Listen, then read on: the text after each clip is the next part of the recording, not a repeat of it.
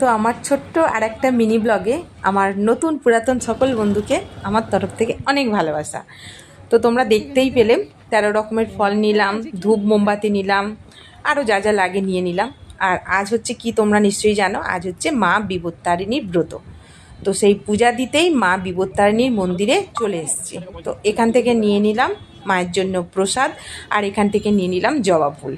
তো টুকটাক যা লাগে সব নিয়েই নিয়েছি। চলো এবার মন্দিরের দিকে যাওয়া যাক। প্রচুর লোকজন। এই দিনে আমি ফার্স্ট টাইম মায়ের মন্দিরে এলাম, মানে অন্য সময় এসেছি কিন্তু বিপত্তারিণী ব্রতর দিনে ফার্স্ট টাইম এলাম।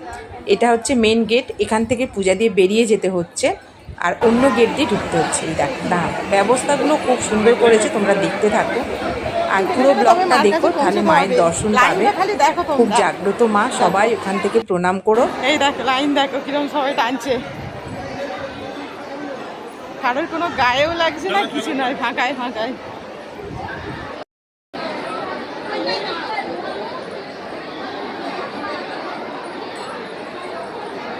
চলো লাইনটা না কমপ্লিট, খুব ভালো লাগছিলো আর বেশ মজাও হচ্ছিল।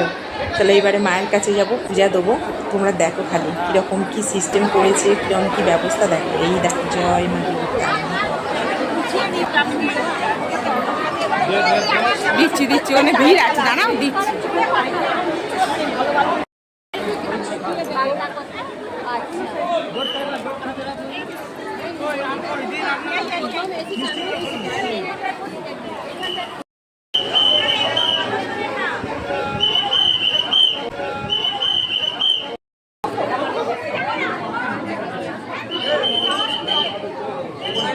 সবাই মায়ের দর্শন পেলে তো?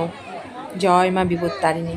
যারা এখনও পর্যন্ত মার কাছে ঘুরে যাওনি, ঘুরে যেও, বুঝলে? যারা কাছাকাছি আছো বা দূরেও আছো, ঘুরে যেও একবার। তো পূজা দিয়ে বেরিয়ে এখান থেকে একটা কপালে, মায়ের একটু কপালের মানে সিঁদুর ছোঁয়ালাম আর কি, মায়ের সিঁদুর কপালে ছোঁয়ালাম, তারপরে চরণামৃত নিলাম। তো ব্যাস কমপ্লিট, এবার বাড়ি যাব।